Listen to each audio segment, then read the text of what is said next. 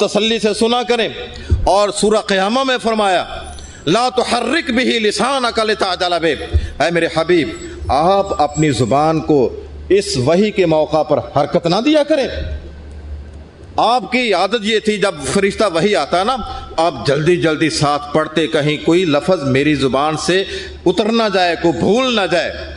तो अल्लाह तबारक व तआला ने आपको ये तसल्ली दी है कि आप इतने परेशान ना हो। ला तुहर्रिक बिही लिसानक लितअजल बिही, आप जल्दी की खातिर अपनी ज़ुबान को हरकत देते हैं, आप ऐसा ना किया करें। ये हमारी जिम्मेदारी है। इन्ना अलैना जमअहु व क़ुरआना फ़इज़ा क़रअनाहु फ़त्तबि क़ुरआना, हमारे ज़िम्मे है कि इसको जमा करें और इसको आपके दिल में महफूज करें। और तरीका ये होगा फ़इज़ा क़रअनाहु, जब हम इसकी तिलावत करें, हमारा फरिश्ता इसको पढ़े, फ़त्तबि क़ुरआना, तो आप पढ़ने के बाद इसकी इत्तिबा करें। जब फरिश्ता वही का पढ़कर खामोश हो जाए ना, तो फिर आपने इसको पढ़ना है, इसको दोहराना है, उसके साथ साथ नहीं पढ़ना है। यहाँ तक तो कुरान के बारे में बात होगी। और आगे अल्लाह ने एक और बात कही है, वो क्या? सुम्मा इन्ना अलैना बयाना, ये हमारी जिम्मेदारी है इस कुरान का आपके सीने में महफूज करना। और ये भी हमारी जिम्मेदारी है कि इसका बयान भी हमारी जिम्मेदारी है।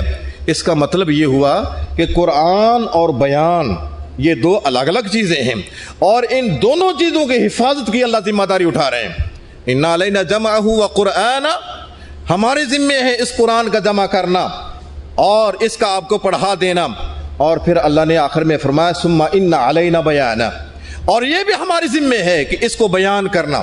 तो मतलब ये निकला कि कुरान और बयान ये दो अलग अलग चीज़ें हैं। और कुरान क्या चीज़ है? कुरान सिर्फ अल्फाज के मजमूए का नाम नहीं है कि आप कहें कि कुरान चंद एक अल्फाज के मजमूए का नाम है। अल्फाज के पीछे कुछ मानी हैं, कुछ मतालिब हैं, कुछ मफाहीम हैं। इन माने और अल्फाज के मजमूए को कुरान कहते हैं।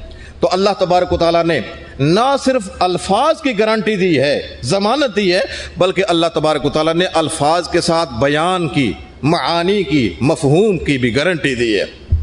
और हकीकत ये है कि सहाबाए किराम बावजूद इसके वो अरबी को जानने वाले खालिस अरब, लेकिन जब कुरान करीम उतरा बाज़ आयात के नुज़ूल के वक़्त वो ख़ुद भी परेशान हो गए कि इसका माना क्या है। जब ये कुरान की आयत उतरी ना, कुलू वशरबू हत्ता यतबय्यन लकुमुल खैतुल अब्यदु मिनल खैतिल अस्वद, कि रमज़ान में रात को सहरी के वक़्त तुम खाओ और पियो, हत्ता यतबय्यन लकुमुल खैतुल अब्यदु मिनल खैतिल अस्वद, यहाँ तक कि स्याह धागे से सफ़ेद धागा नुमाया नजर आने लगे। अंधेरे में धागे रख दो ना तो दोनों ही आपको नजर नहीं आएंगे। फरमाया कि खाते खाते इतनी रोशनी हो जाए आपको सफेद धागा काले धागे से नुमाया मालूम हो जाए। एक साहबी हज़रत अदी बिन हातिम रज़ियल्लाहु ताला अन्हु, उन्होंने अपने तकिए के नीचे ना दो धागे रख लिए, एक काला धागा रख लिया और एक सफेद धागा रख लिया, और खाना शुरू कर दिया। और खाते खाते देखते हैं कि कब ये धागा नुमाया मालूम होता है। रसूलुल्लाह सल्लल्लाहु अलैहि वसल्लम ने फरमाया कि अदी आपका तकिया बड़ा तवील है, बड़ा अरीज़ है, कि इतने लंबे लंबे धागे आपने रख दिए। इन धागों से मुराद क्या है? फरमाया कि इन धागों से मुराद फजर है, जबकि फजर उसकी रोशनी नुमाया हो जाए, रात के अंधेरे से फजर की जो फजर की रोशनी है वो नुमाया हो जाए, तो आपने उस वक्त तक खाते रहना है जब तक कि रात की तारीकी से ये सफेदा सहर जो है, दिन की रोशनी जो है वो नुमाया हो जाए, खुल जाए। ये फजर से फिर अल्लाह ताला ने रसूलुल्लाह सल्लल्लाहु अलैहि वसल्लम की तायीद में मिनल फजर के अल्फाज नाज़िल किए हैं। जब आपने उसकी वजाहत कर दी ना कि इस धागों से मुराद फजर है, ये धागे नहीं जो तुमने अपने तकिए के नीचे रखे हुए हैं, इस धागों से मुराद फजर है और रात की तारीकी है, तो अल्लाह ताला ने रसूलुल्लाह सल्लल्लाहु अलैहि वसल्लम की तायीद में मिनल फजर के अल्फाज नाज़िल फरमाए। तो मालूम ये हुआ कि अरब खालिस अरब जो है सहाबा इकराम, वो आज की ज़ुबान जो हमारे अरबों की है इसमें बड़ी मिलावट आ चुकी है, वो खालिस अरबी लोग, और अरबी कुरान करीम उनके सामने उतरता है, लेकिन इसके बावजूद भी वो लोग बाज़ औक़ात आयात का मफ़हूम नहीं समझते हैं। इसी तरह قرآن کریم میں ایک جگہ آتا ہے کہ الذین آمنوا، فرمایا کہ امن کن کو ملے گا؟ ای الفریقین احق بالامن ان کنتم لا تعلمون، الذین آمنوا ولم یلبسوا ایمانہم بظلم، جو لوگ ایمان لائے اور اپنے ایمان کو ظلم سے خراب نہ کیا ہو ان کو قیامت کے دن امن ملے گا۔ اب ظلم سے مراد کیا ہے؟ عربی زبان میں کہتے ہیں وضع الشیء فی غیر محلہ، ایک چیز کا یہ مقام ہے اس کو اٹھا کر دوسری جگہ پہ رکھ دیا جائے، اس کو ظلم کہتے ہیں عربی زبان میں۔ تو صحابہ کرام پریشان ہو گئے اس آیت کے بعد کہ اللہ تبارک تعالیٰ یہ کہتا ہے کہ ایمان کے بعد ظلم نہ کیا جائے۔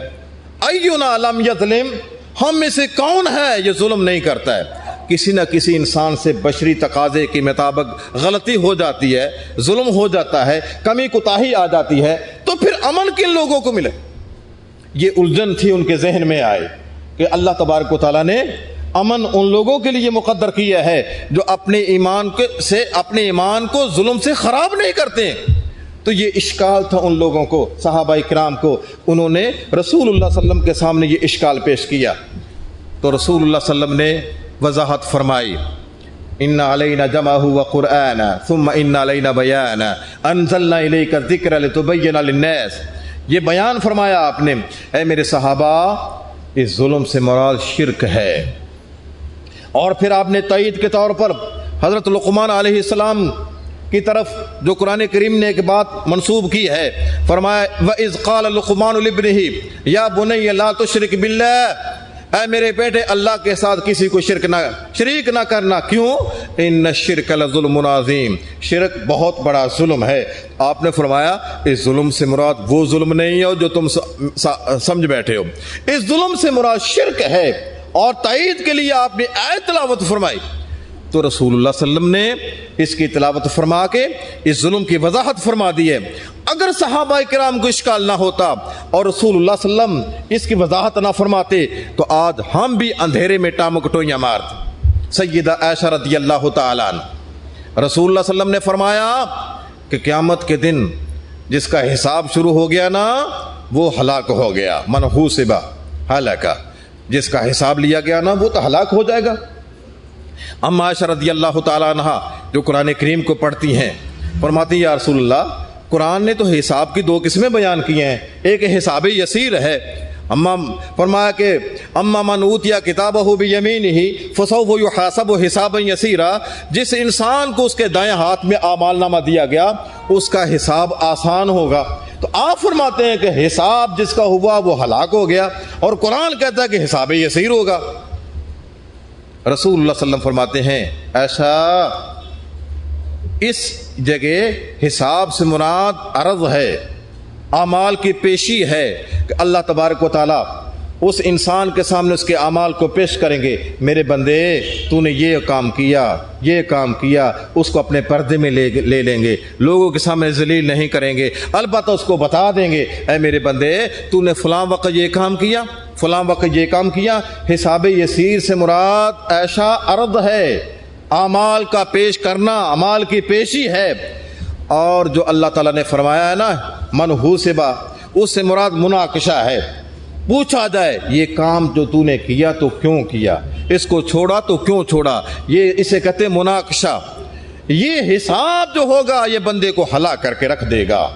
جس انسان سے حساب اس انداز میں لیا گیا کہ وہ انسان اس سے پوچھا جائے گا یہ کام تو نے کیوں کیا ہے، یہ کام تو نے کیوں چھوڑا ہے، فرمایا کہ یہ حساب انسان کی ہلاکت کا باعث ہو۔